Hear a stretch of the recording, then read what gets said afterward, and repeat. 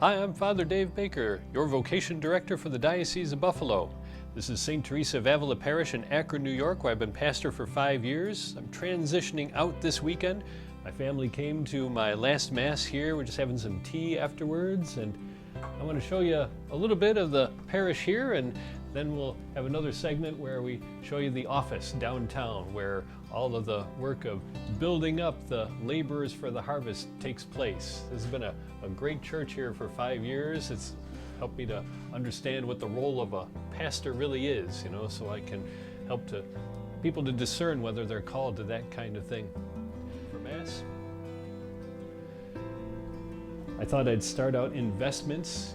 This is the regular working gear of the priest on the weekends.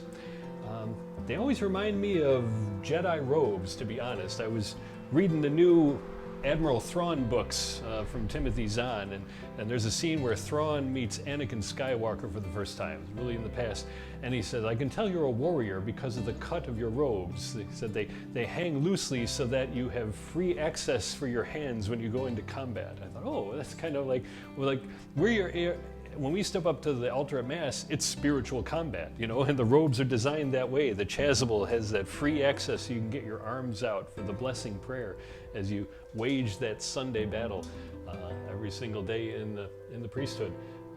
This is the life, and it's been a great life. I've been ordained 12 and a half years, in a variety of parishes as an assistant, more recently as a pastor, and now I'm starting a very new and different kind of ministry, just touring the diocese and seeing who's out there and recruiting, and we're coming straight to the screen too. This is a big part of the effort. We want to be present in the digital world. We want to be very accessible for people who might be feeling these calls and say, I don't know what to do with this. Does anybody still feel this? Absolutely. There's a lot more people than you think, and we can get you in touch with people who are thinking the same thing as you do, and you can kind of help each other discern and figure it out, or we can just talk one-on-one.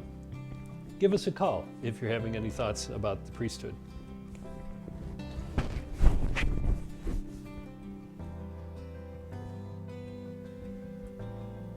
So this is the glorious little country church in Akron, New York.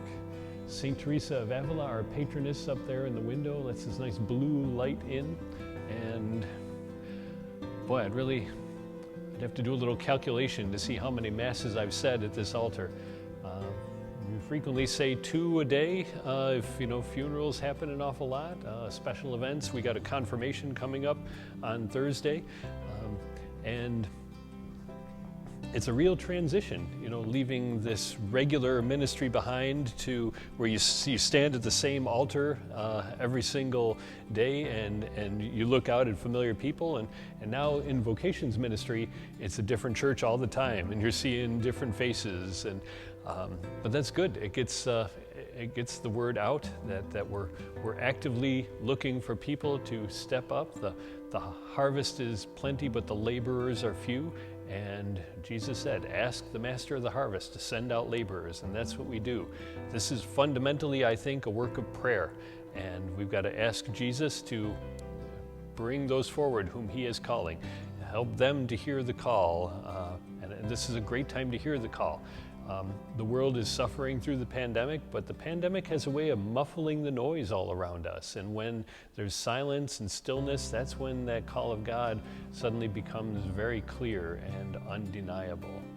And if you're feeling anything like that, give me a call and we'll talk about it. I remember the day myself when I started having those thoughts. I remember the anxiety, the fear about telling anyone. I'd be happy to talk you through all of that.